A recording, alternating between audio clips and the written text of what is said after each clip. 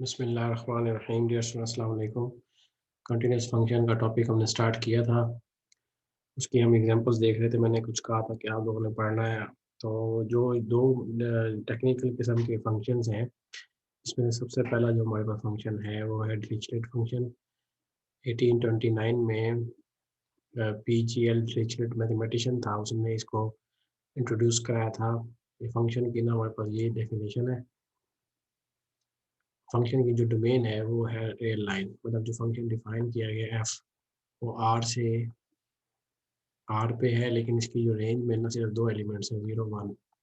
अब देखेंगे जो रैशनल नंबर हैं, मतलब अगर ये क्यू है, ये क्यू प्राइम है, रैशनल के लिए हमारे पास 1 आंसर आना है, इरेशनल के लिए 0 आना है। तो ये बहुत ही इंटरेस्टिंग फंक्शन इस लिहाज से है कि ये डिसकंटिन्यूस फंक्शन है। वही देखना ये है कि ये किन पॉइंट्स पे डिसकंटिन्यूस है। ये जी डोमेन के हर पॉइंट पे डिसकंटिन्यूस है। f is not continuous at any point of f। वो उसको उसने ये एक्सप्लेन किया गया, कहता है कि अगर हमारे पास एक सी रैशनल नंबर है, तो रैशनल नंबर डिसकंटिन्यूटी का क्राइटेरिया ऊपर हमने पढ़ा था। उसमें मैंने कहा था कि डिसकंटिन्यूटी चेक करने के लिए ये काफ़ी होता है कि अगर किसी पॉइंट को सीक्वेंस कन्वर्ज कर रही हो, उसके कॉरस्पॉन्डिंग जो इमेजेस की सीक्वेंस है वो डाइवर्ज करे, तो हम कहेंगे कि उस फंक्शन उस पॉइंट पे, उस क्लस्टर पॉइंट पे फंक्शन जो है ना वो डिसकंटिन्यूस है। तो हम ये इन्फॉर्मेशन हम यूज़ करते हुए, इस क्राइटेरिया को यूज़ करते हुए, हम अब पहले एक पॉइंट लेते हैं जो कि सी इरेशनल नंबर है। इरेशनल के लिए हमने रैशनल नंबर के लिए सॉरी इरेशनल की एक सीक्वेंस ली है, इरेशनल की सीक्वेंस कंसीडर की है जो सी को कन्वर्ट कर रही है। अब एक्स एन सारे के सारे हमारे पास इरेशनल है, सी इरेशनल है। ये चीज़ मुमकिन है, क्यों? क्योंकि रियल लाइन डेंसिटी थ्योरम हमें कहता है कि हर रैशनल के करीब करीब हमें इरेशनल नंबर मिल जाता है। तो इस प्रॉपर्टी को, डेंसिटी थ्योरम को यूज़ करते हुए, क्वाड्रेटिक 2.49 को यूज़ करते हुए हम एश्योर कर सकते हैं कि ऐसी सीक्वेंस एग्जिस्ट करेगी। और उस सीक्वेंस में होगा क्या? अब ये जो सीक्वेंस है ना एक्स एन, ये तो कन्वर्ज कर रही है सी को। और अगर हम ये प्रूफ कर दें, ये जो एफ ऑफ एक्स एन है, ये कन्वर्ज नहीं करती एफ ऑफ सी को, तो प्रूफ इस तरह से करने से ये इम्प्लाइज हो जाएगा कि जो फंक्शन है एफ इस सी पे कॉन्टिन्यूस नहीं है। सी क्लस्टर पॉइंट भी है। क्यों क्लस्टर पॉइंट है? क्योंकि अब हम कंसीडर कर रहे हैं पूरी रियल लाइन, और रियल लाइन का हर एलिमेंट क्लस्टर पॉइंट होता है। आर इक्वल है क्यू यूनियन क्यू कॉम्प्लीमेंट के। अब जो क्यू वाले पोर्शन पे हम वैल्यू 1 ले रहे हैं और क्यू कॉम्प्लीमेंट वाले पोर्शन पे 0 वैल्यू ले रहे हैं फंक्शन की। अच्छा, अब सीक्वेंस हमने डिफाइन कराई है एक्स एन, जो कि इरेशनल की सीक्वेंस है। हर इसका मतलब ये है, अगर ये इरेशनल की सीक्वेंस है तो F of x N 0 answer देगा, क्योंकि एक्स एन इरेशनल है। हर एन के लिए देगा। जब एक सीक्वेंस की हर टर्म 0 दे रही है हर एन के लिए, तो ऑब्वियसली जब कन्वर्ज करेगी, कांस्टेंट सीक्वेंस है 0, तो इसकी लिमिट भी 0 आनी चाहिए। तो इसका मतलब ये है कि limit of f of x n आ रही है 0, लेकिन एफ ऑफ सी जो है, सी जो रैशनल नंबर है वो आ रहा है 1। तो इसका मतलब ये है कि एफ ऑफ सी जो कि 1 है, दूसरी साइड में जो लिमिट है एफ ऑफ एक्स एन वो आ रही है हमारे पास 0। तो 1 इज नॉट इक्वल टू 0। तो हम तो कंटिन्यूटी में यही क्राइटेरिया पढ़ चुके हैं कि अगर फंक्शन वैल्यू इक्वल होनी चाहिए उसके, अगर ये फंक्शन वैल्यू इक्वल नहीं आ रही लिमिटिंग वैल्यू पे, इसका मतलब ये है कि F is not continuous at rational point. अब हम दूसरी साइड पे आते हैं। अगर एक पॉइंट लेते हैं जो कि इरेशनल है, इरेशनल पॉइंट लिया, उसके लिए रैशनल की सीक्वेंस ली, एक ऐसी सीक्वेंस हमें लाजमी मिलेगी कि हम रैशनल की सीक्वेंस के थ्रू हम इरेशनल में पहुंच सकें। और ऐसी सीक्वेंस आपने बनाई भी हुई है, पीछे हमारे पास कई इस तरह के एग्जाम्पल मौजूद हैं कि जो स्क्वायर रूट ऑफ 2 है उसको कन्वर्ट करती थी। इस तरह से और भी जो मर्जी इरेशनल नंबर ले रहे हैं, उसके लिए आपको रैशनल नंबर की सीक्वेंस लाजमी मिलेगी जो बी को कन्वर्ट कर रही होगी। तो इस पोर्शन में हम जो वाई एन है हमारे पास कन्वर्ट कर रही है बी को, ये गिवन है। V is irrational number and Y N तमाम के तमाम Y one Y two so on सारे इरेशनल नंबर हैं। ठीक हो गया। अब हम ये देखेंगे कि एफ ऑफ वाई एन क्या आता है। वाई एन है रैशनल रैशनल पे जो भी रैशनल नंबर होता है उस पे वैल्यू 1 आती है। इसका मतलब ये है कि ये 1 के इक्वल है for all N belongs to natural number, जो कि इधर लिखा हुआ है। और अगर हर एन के लिए ये हर एन के लिए हमारे पास जो है ना वो 1 आ रहा है, तो इसकी लिमिट भी 1 आएगी। तो लिमिट जब अप्लाई करेंगे तो वही 1 आंसर आ जाएगा। लेकिन दूसरी साइड आप देखें कि y ऑफ b क्या आता है, f ऑफ b क्या आता है। b हमारे पास क्या है? इरेशनल नंबर है और इरेशनल पे हमारे पास आती है 0 वैल्यू। तो ये हो गया हमारे पास। इसका मतलब है कि b आर्बिट्रेरी एलिमेंट है, इस पे भी लिमिट एग्जिस्ट नहीं कर रही। ना हमारे पास रैशनल नंबर्स के लिए लिमिट उसकी जो है वो इक्वल आ रही है फंक्शन वैल्यू की, ना ही b के लिए, ना ही इरेशनल के लिए आ रही है। ना ही वो जो है ना रैशनल पे कंटीन्यूअस है, ना ही वो इरेशनल पे कंटीन्यूअस। इसका मतलब है कि जो डिरिचलेट फंक्शन है वो डोमेन के हर पॉइंट पे डिसकंटीन्यूअस है। ठीक हो गया जी। अब हम आगे चलते हैं, एक और एग्जांपल लेते हैं बड़ी इंटरेस्टिंग सी।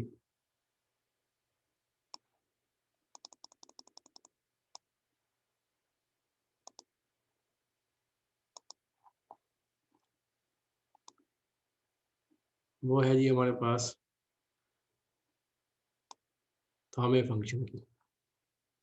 थॉमे फंक्शन हम कंसीडर करते हैं।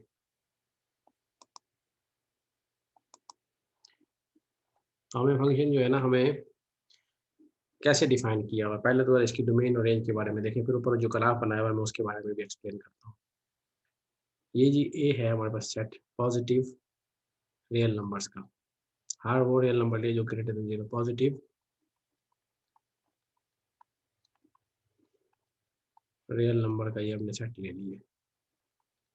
ठीक हो गया। अब इसमें रैशनल भी होंगे, इरेशनल भी होंगे। पॉजिटिव है, रैशनल हमने रैशनल के लिए ना अगर एक्स रैशनल नंबर है और ग्रेटर देन 0 है तो उस पर डेफिनेशन है 0।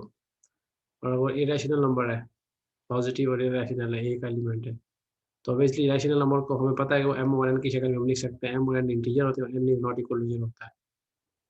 लेकिन एम एन ऐसे नंबर हमने लिए हैं कि उनकी ना हमने बिल्कुल सिंप्लीफाई फॉर्म ली है।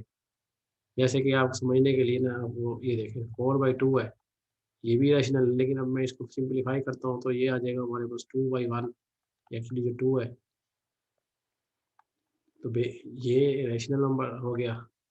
तो इसमें और इसमें ना 4/2 इक्वल है 2/2 के। और इस तरह से अगर आप 6/3 ले लें या 3/6 ले लें, तो इसकी सिंप्लीफाई फॉर्म 1/3 आ जाएगी। 1/3 में और 6/3 में ना फ़र्क क्या है? वो कहता है कि एम और एन ऐसी शक्ल लेनी है कि एम और एन एक तो नेचुरल नंबर हो और उनके दरमियान में ना कॉमन फैक्टर है ना 1 हो, मतलब इनको जीसीडी जो होगा ना वो 1 लेना है हमने। जब आप इसकी शक्ल बड़ी सिंप्लीफाई शक्ल ले लेंगे रैशनल नंबर की, तो वो एम ओवर एन की शक्ल में उसे लिखें और एच की जो मैपिंग है ना H O M over N का आंसर 1 ओवर एन लेना है और एच ऑफ 0 हमारे पास 1 है। इसको मैं थोड़ा सा आपको मज़ीद एक्सप्लेन कर देता हूँ व्हाइट बोर्ड पे, ताकि आपको इसका अंदाज़ा हो। इस फंक्शन को ना हम अब ड्रा करते हैं। इस फंक्शन के बारे में इंफॉर्मेशन ये है कि ये एच जो फंक्शन है वो हर रैशनल नंबर पे जो है ना वो डिसकंटिन्यूअस है। रैशनल नंबर पे डिसकंटिन्यूअस है, लिखा हुआ है। We claim that h is continuous at every rational number, irrational पे कंटिन्यूअस है and it is discontinuous at every rational number.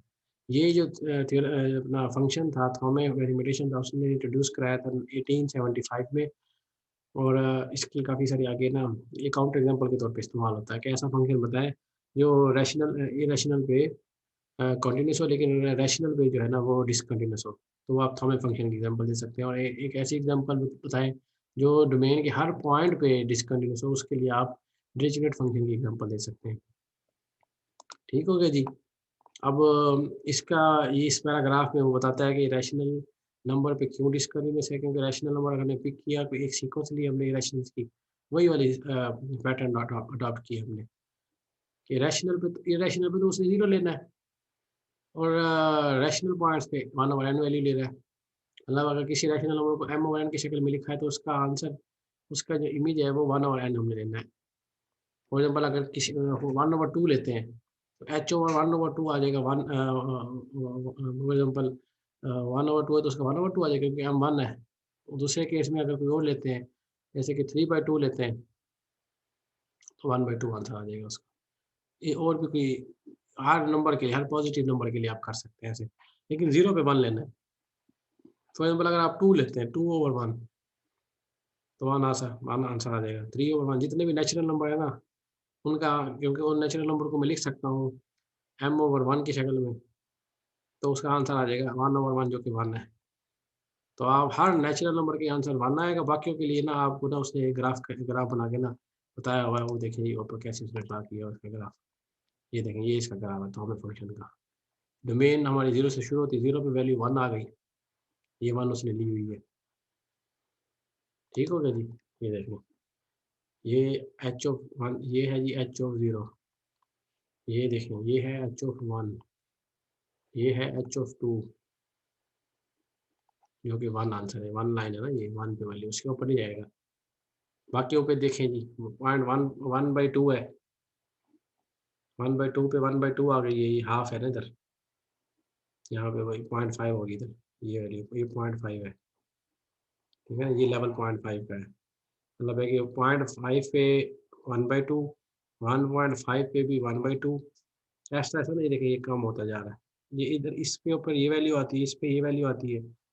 अच्छा, बाकी जो पॉइंट्स है ना, आप 0 से लेके ना इसके दरमियान में, ये सारे वैल्यूज़ ये 0 है, क्योंकि ये रैशनल है।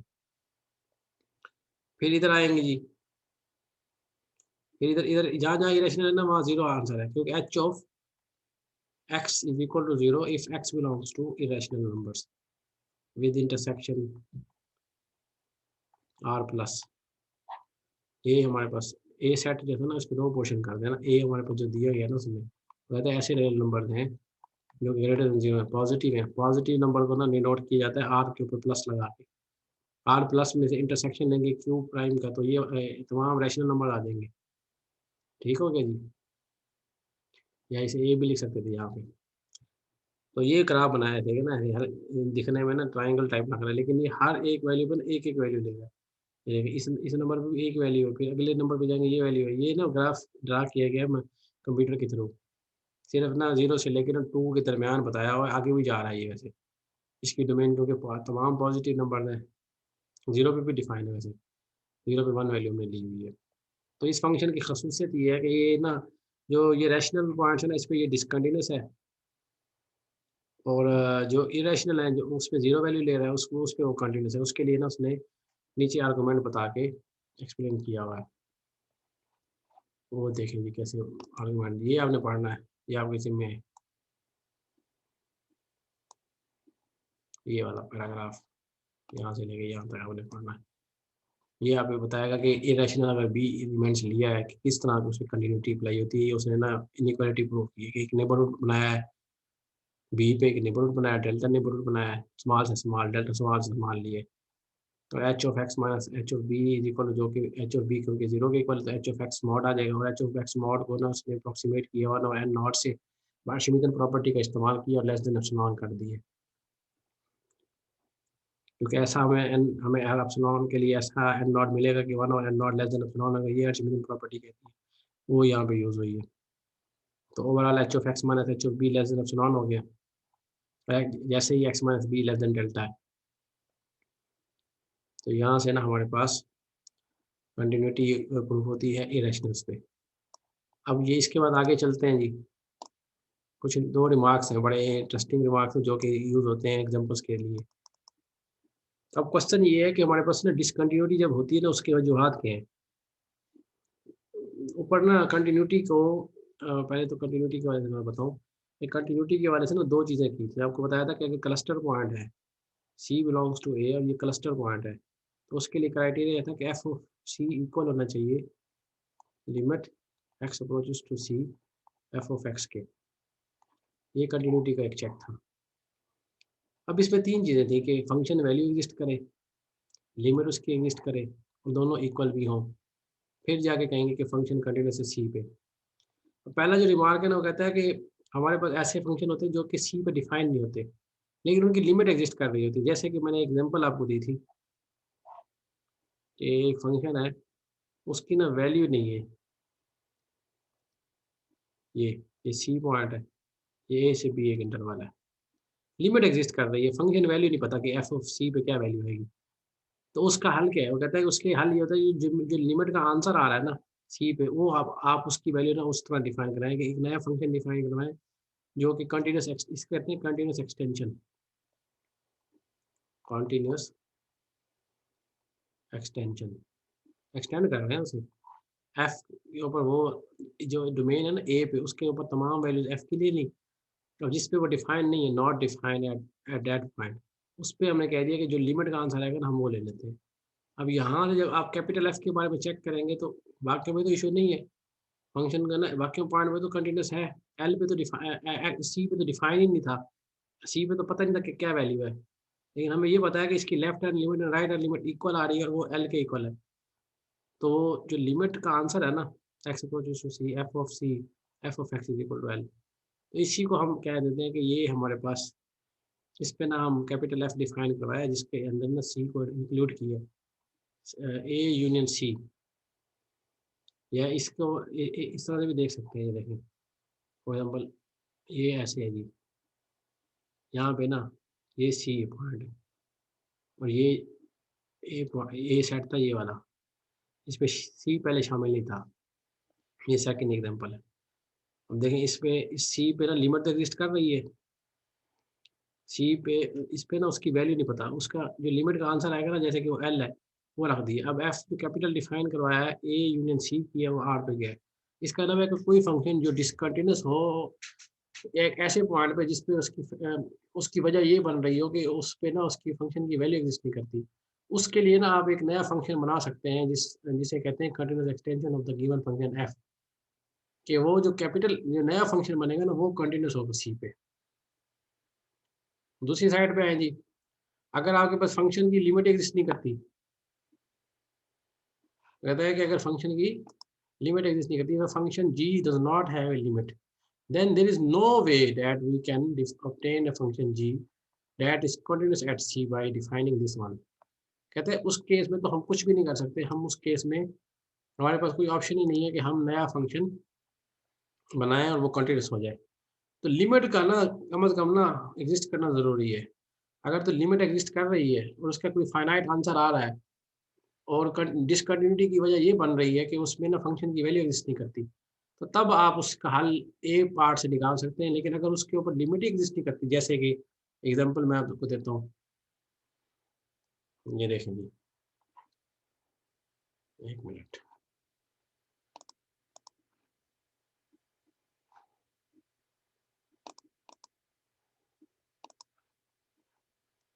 आपने लिया जी एक फंक्शन, हम लेते हैं ये 1/x को देखें, 1/x है ना फंक्शन, ये सी पॉइंट है, सी जीरो ले लिया हमने। अब फंक्शन वैल्यू है ना, इस पे सी इज इक्वल टू जीरो पे 1/x डिफाइन नहीं होता, हमें पता है कि 1/0 इन्फिनिटी आता है और इसकी लिमिट भी एग्जिस्ट नहीं करती। जीरो की तरफ जब आप आते हैं तो आप ऊपर चले जाते हैं, मतलब आप इस साइड से आते हैं, राइट साइड से आते हैं तो पॉजिटिव साइड पे चले जाते हैं, जब आप लेफ्ट साइड से आते हैं तो नेगेटिव साइड पे जाते हैं। तो लिमिट 1/x है ना, x अप्रोचेस टू जीरो, वो एग्जिस्ट ही नहीं करता, डज नॉट एग्जिस्ट। तो हम इस केस के अंदर इस तरह के फंक्शन की ना कंटिन्यूस एक्सटेंशन नहीं कर सकते। तो लिमिट एग्जिस्ट करनी जरूरी है, जैसे कि ऊपर मैंने बताया था कि लिमिट एग्जिस्ट कर रही थी, फंक्शन वैल्यू नहीं पता थी। अब यहाँ मैंने फंक्शन वैल्यू अगर हो भी जाती तो फिर भी पॉसिबल नहीं था कि हम इसकी ना इसकी कंटिन्यूटी को ना कंटिन्यूस एक्सटेंशन में कन्वर्ट कर सकते। और इसकी बड़ी इंटरेस्टिंग एग्जांपल उसे नीचे दी है, कहता है कि अगर आप फंक्शन लें sign x, sign 1/x, sign 1/x है ना, बड़ा इंटरेस्टिंग फंक्शन है। और ये आपने फिगर 4.1.3 जो कि पिछले वाले हमारे पास लिमिट के चैप्टर में दिया गया था, आपने वहाँ पे देखा था कि जीरो के करीब आते हुए ना बहुत तेजी से ऑसिलेट करता है। जैसे एक्स अप्रोच करता है जीरो की तरफ, 1/x अप्रोच करेगा इन्फिनिटी की तरफ तेजी से, और साइन जो है ना वो ऑसिलेट करना शुरू कर देगा -1 और 1 के दरमियान। ये आप इसका फिगर जो है ना 4.1.3 देख सकते हैं। और हमारे पास, हमें पता है इसकी लिमिट एग्जिस्ट नहीं कर रही, तो इसका कंटिन्यूस एक्सटेंशन इसकी मुमकिन नहीं है जी की एट जीरो पे। Sir there is no value that we can assign at x is equal to obtain a continuous extension to g, क्योंकि ये हमारे पास रिमार्क बी का पोर्शन सेटिस्फाई नहीं करता। दूसरी साइड में अगर आप इस साइन वन ओवर एक्स के साथ एक ना एक्स को मल्टीप्लाई कर दें, तो अब इसके लिए हम फिगर 4.1.3 में जब आप देखेंगे, ये देखें, ये है sine x into sine one और एक्स का ग्राफ। तो ये जीरो के करीब करीब जब जाते हैं, इधर लेफ्ट से है या राइट से है, तो आहिस्ता आहिस्ता आहिस्ता ना ये जीरो की तरफ जा रहा है। तो लिमिट जो है ना अप्रोच करते दिखाई दे रही है जीरो की। जब लिमिट अप्रोच कर जाए तो यहाँ से ना हम मार्क ए को अप्लाई करते हुए अब लिमिट की वैल्यू आएगी जीरो। फंक्शन वैल्यू भी नहीं पता, फंक्शन वैल्यू जस्ट अगर आप इधर मैं एक्स की जगह पर जीरो सब्सटीट्यूट करूँ, तो zero multiply by sine one, sine infinity का तो कोई पता ही नहीं क्या आंसर आएगा। तो इसका मतलब है कि फंक्शन की ना जीरो पे वैल्यू एग्जिस्ट नहीं करती। तो उस केस में ना हम उससे जीरो ले लेते हैं, क्योंकि फंक्शन की लिमिट जो है ना एक्स टू जीरो पे जीरो आ रही है, तो हमने एक्स इक्वल टू जीरो पे कह दिया जीरो है। तो एफ ऑफ एक्स हमने डिफाइन कराया with the help of remark A, जो कि ये दिया गया था। इस टेक्निक से ना हमने इस फंक्शन की कंटिन्यूस एक्सटेंशन हमने की, जो कि एक कंटिन्यूस फंक्शन है। आप देख सकते हैं कि जीरो पे उसकी वैल्यू एग्जिस्ट भी कर रही है, उसकी लिमिटिंग वैल्यू भी जीरो आ रही है, बाकी पॉइंट्स पे कोई इशू नहीं है, क्योंकि बाकियों पे ना ये देखिए ये बिल्कुल प्रॉपर एक ग्राफ बन रहा है। लेकिन जैसे जैसे हम जीरो के करीब आते हैं ना, तो प्रॉब्लम होता है। तो ये है जी रिमार्क के फायदे। इसके बाद आपने ना एक्सरसाइजेस करनी है। एक्सरसाइजेस मैंने सेलेक्ट करनी है, मैं आपको नोट करा देता हूँ। तो आप ना ये कीजिएगा एक्सरसाइजेस। फॉर एग्जाम्पल आपने ये नीचे हमारे पास एक्सरसाइज सेक्शन 5.1 की एक्सरसाइजेज है ना, वो है एक तो आपने करनी है 3, 1 2 करनी है, 1 2 3 करनी है। आगे जो है ना आपने 4 करनी है, 5 8 9 10 11 और 12 करनी है। ये एक्सरसाइज करनी है जो मैंने आपको दिखवा दी है। 1 2 3 4 5 8 9 10 एंड 11 12 ये एक्सरसाइज कीजिएगा। इसी से रिलेटेड जो मैंने आपको चीज़ें कराई हैं। और अब हम आगे चलते हैं जी, देखते हैं नया सेक्शन शुरू करते हैं, जो कि हमारे पास कॉम्बिनेशंस के हवाले से है। फंक्शंस, कंटीन्यूस फंक्शंस के कितने कॉम्बिनेशन बना सकते हैं, किस तरह से ना बता सकते हैं कि अगर दो फंक्शन कंटीन्यूस हो। ये वाला जो थ्योरम है, ये तकरीबन हम इसी तरह के ना 2 रिजल्ट ऑलरेडी कर चुके हैं। एक सीक्वेंसेस में किया था, अब हम करने जा रहे हैं फंक्शन कंटीन्यूस फंक्शन में। लिमिट्स के अंदर भी किया था। आपको याद होगा 2 फंक्शन है डिफाइन है, उनकी दोनों की लिमिट एग्जिस्ट करती थी सी पे। तो उनके जो एडिशन की भी करती थी, उनकी डिफरेंस की करती थी, उनकी प्रोडक्ट की करती है, उनकी जो है ना स्केलर मल्टीप्लिकेशन की करती है, क्वोशंट की करती है। क्वोशंट वेल डिफाइन है। तो उसी थ्योरम्स को कंटिन्यू करते हुए 5.2.1 में हमें बताया गया कि 2 फंक्शन ऐड हो रहे हैं। अगर दोनों फंक्शन कंटिन्यूस हैं, वो कॉमन डोमेन पे डिफाइन है ए पे। ये बात याद रखनी है, कॉमन डोमेन याद रखनी है। सी एक रियल नंबर है, एफ जी कंटिन्यूस है सी पे, तो एफ प्लस जी भी होंगे, एफ माइनस जी होंगे, एफ मल्टीप्लाई बाई जी होगा, बी इंटू एफ होगा। ये तमाम फंक्शन जो कॉम्बिनेशन बन रहे हैं ना कि सिर्फ 2 के लिए, ये अगर ज़्यादा फंक्शन है, f one f two f three f n है, उनके जितने भी पॉसिबल कॉम्बिनेशन बन सकते हैं, उन पे भी ये प्रॉपर्टी होल्ड करेगी कि वो अगर एक सिंगल पॉइंट पे दोनों फंक्शन कंटिन्यूस हैं, तो उनकी एडिशन भी उसी पॉइंट पे कंटिन्यूस होगी, उनकी डिफरेंस भी उसी पॉइंट पे कंटिन्यूस होगा, और उनका जो प्रोडक्ट है वो भी उसी पॉइंट पे कंटिन्यूस होगा। स्केलर प्रोडक्ट भी कंटिन्यूस होगा। और अगर डिफरेंस डिफाइन है सी पे और वो non zero ji H of x, तो उसका क्वोशंट जो होगा ना वो भी कंटिन्यूस होगा। उसके लिए उसने क्राइटेरिया सिंपल सा प्रूव है, बड़ा आसान सा प्रूव है कि अगर सी हमारे पास क्लस्टर पॉइंट है, तो एक कंक्लूजन जो है ना वो आसानी से आप गेट कर सकते हैं। हम इसमें क्लस्टर पॉइंट ना होने के पीछे तो मैं आपको पहले रीज़न दे चुका हूँ। क्लस्टर पॉइंट नहीं है तो उसके लिए आप मैं बता चुका हूँ कि हर फंक्शन जो कि क्लस्टर पॉइंट ना हो उस पे वो कंटिन्यूस होता है। तो उसके लिए इसको प्रूफ करने की जरूरत नहीं है। अगर वो क्लस्टर पॉइंट है, तो क्लस्टर पॉइंट होने से एफ कंटिन्यूस होगा, तो ये वाला क्राइटेरिया अडॉप्ट करेंगे कि एफ ऑफ सी इक्वल होगा लिमिट ऑफ एफ के, और जी ऑफ सी इक्वल होगा जी लिमिट ऑफ जी के। अगर दोनों की लिमिट एग्जिस्ट करती है, दोनों की लिमिट जो है ना हमारे पास सी पे एग्जिस्ट करती है, फंक्शन वैल्यू भी एग्जिस्ट करती है, इक्वल भी है, तो एफ प्लस जी ऑफ सी जो कि हम बता चुके हैं कि इस तरह से डिफाइन होता है, उसको अलग अलग करेंगे। F of c equal limit के, और इस तरह से आप इसको प्रूफ कर देंगे। अगर आप गौर करें कि जो लिमिट लेना है ना, ये भी एक ना हमारे पास लीनियर ट्रांसफॉर्मेशन है, लीनियर ट्रांसफॉर्मेशन टाइप की चीज़ है।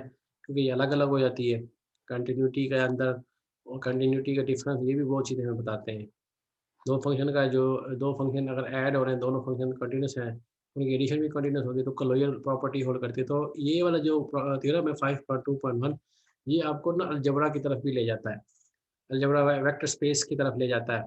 ये देखें अगर गौर करें आप ए पार्ट से, एफ प्लस जी दो फंक्शन है कंटिन्यूस है, उनकी एडिशन भी कंटिन्यूस है, क्लोजर प्रॉपर्टी होगी, एसोसिएटिव प्रॉपर्टी भी हो जाएगी। ठीक हो गया। और फंक्शन अगर हमारे पास जीरो फंक्शन है वो भी कंटिन्यूस होता है, और जीरो फंक्शन भी इस क्लास में शामिल हो जाएगा। तमाम फंक्शन जो कंटिन्यूस हैं ए से आर पे, उनको उनकी कलेक्शन कलेक्ट कर ली जाए तो आप देखेंगे कि वो हमारे पास वेक्टर स्पेस बनाते हैं। क्यों बनाते हैं? क्योंकि स्केलर मल्टीप्लिकेशन भी कंटिन्यूस है। तो वेक्टर स्पेस की अगर आप क्योंकि साथ-साथ अलजेब्रा पढ़ रहे हैं, आपको अंदाज़ा होगा उसके अंदर, आपने पहले भी पढ़ा होगा, उससे आप थ्योरम प्रॉपर्टी ए को यूज़ करते हुए वेक्टर स्पेस का स्ट्रक्चर आसानी से प्रूव कर सकते हैं। बाकी डिबेट रहती है कि इसकी डायमेंशन क्या होगी, बाकी इसकी बेसिस क्या होगी, वो आप देख सकते हैं। ये एक छोटा-सा पॉइंट है जो मैंने आपको यहीं पे रिमार्क के तौर पे दिया है, ताकि आप इस डायरेक्शन में भी सोच सकते हैं। अच्छा, एट ए पॉइंट से ना आगे हम ना ओवरऑल जो है ना कंटिन्यूटी पे आते हैं। पिछला थ्योरम था सिंगल एक पॉइंट पे, एट ए पॉइंट सी। अगला जो रिजल्ट है वो है हमारे पास जनरल कि अगर ए कोई सबसेट है आर का, एफ जी कंटीन्यूअस फंक्शन है, बी रियल नंबर है, function f plus g, f minus g, f multiply by g and b f are continuous होंगे। सेट पूरे ओवरऑल सेट पे होंगे। ओवरऑल सेट के ऊपर मैं बता चुका हूँ कि ओवरऑल सेट पे कब होता है, जब हर सिंगल पॉइंट पे ए के हर सिंगल पॉइंट पे वो कंटीन्यूअस होते हैं। और अगर एच नॉन जीरो है हर एक्स के हर ए के हर पॉइंट पे, क्वेश्चन एग्जिस्ट करेगा, वो भी कंटीन्यूअस होगा। इसके बाद हमारे पास बड़ी फेमस क्लासेस हैं फंक्शंस की। इन रिजल्ट्स को यूज़ करते हुए और पिछले रिजल्ट्स को यूज़ करते हुए आप ये प्रूव कर सकते हैं कि पॉलिनॉमियल फंक्शन की ना ये रिप्रेजेंटेशन है। Polynomial function f p of x is equal to a n x n plus one. अगर किसी फंक्शन को पॉलिनॉमियल के थ्रू डिफाइन कराया जाए उसे पॉलिनॉमियल फंक्शन कहते हैं। पॉलिनॉमियल फंक्शन जितने भी होते हैं उनकी डोमेन रियल लाइन होती है। ठीक हो गया जी। और इसके अगर आप गौर करें, हम जानते हैं ये कांस्टेंट टर्म है, ये हमारे पास x है, ये x n minus one, x की कंटिन्यूटी हम प्रूव कर चुके हैं, एक्स स्क्वायर की कर चुके हैं, एक्स की एन माइनस वन की कर सकते हैं, एक्स की एन की कर सकते हैं। उसके ये ना बेसिकली लीनियर कॉम्बिनेशन, एक कॉम्बिनेशन बना हुआ है, लीनियर तो नहीं है सॉरी, ये कॉम्बिनेशन बना हुआ है।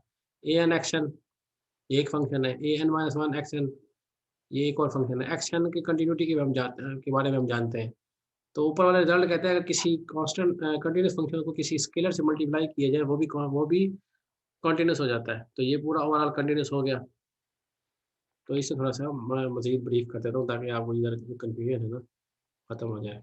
देखें, ये फंक्शन है कंटीन्यूअस, उसके साथ स्केलर मल्टीप्लाई है, ये पूरा ओवरऑल कंटीन्यूअस हो गया।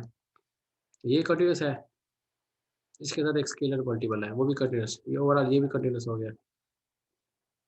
इसी तरह से ये इसके दरमियान वाले जितने भी होंगे ना, वो भी इसी तरह से कंटीन्यूअस हो जाएँगे। ये भी कंटीन्यूअस है, इसके साथ स्केलर मल्टीप्लाई किया, ओवरऑल कंटीन्यूअस हुआ। ये कांस्टेंट है, ये भी कंटीन्यूअस है। इसका मतलब ये कंटीन्यूअस, ये भी कंटीन्यूअस, सारे कंटीन्यूअस हैं। तो उनकी जो एडिशन है, ऊपर हम कर चुके हैं कि कंटीन्यूअस फंक्शन की जो एडिशन होती है, वो भी कंटीन्यूअस होती है। तो ये पी ऑफ एक्स एक कंटीन्यूअस मैप बन गई। ये इसे कहते हैं पॉलिनॉमियल फंक्शंस। तो ये उसने कह दिया है कि क्योंकि हम जानते हैं, इसमें आप बड़े आसानी से देख सकते हैं कि अगर पी ऑफ सी में डालो, पी ऑफ सी आप डालेंगे तो ये n c n plus so on plus a naught आ जाएगा। अब एक्स एन है ना, इसकी जो लिमिट होती है, limit of x n x approaches to c, वो होती है सी एन। तो इसका मतलब है कि ये ए एन, इसकी जगह मैं लिख सकता हूँ लिमिट